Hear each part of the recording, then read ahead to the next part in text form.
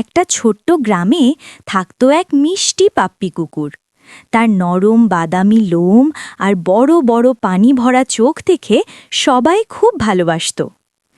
একদিন বিকেলে পাপ্পি হাঁটতে হাঁটতে পুকুরের ধারে গেল।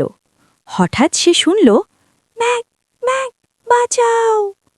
পাপ্পি তাকিয়ে দেখে একটা ছোট ব্যাঙ কাদায় আটকে গেছে। পাপ্পি দৌড়ে গিয়ে নিজের ছোট পা দিয়ে ধীরে ধীরে কাদা সরাতে লাগল। অনেক চেষ্টা করার পর ব্যাঙটা বের হয়ে এলো। ব্যাঙটা খুশি হয়ে বলল, ধন্যবাদ বন্ধু, তুমি না থাকলে আমি বাঁচতাম না।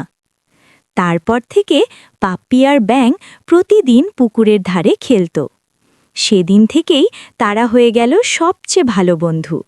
শিক্ষা: ছোট হলেও কাউকে সাহায্য করলে বড় বন্ধুত্ব তৈরি হয়। এরকম আরও সুন্দর সুন্দর গল্প শুনতে এখনই সাবস্ক্রাইব করে লাইক দিন বন্ধুরা।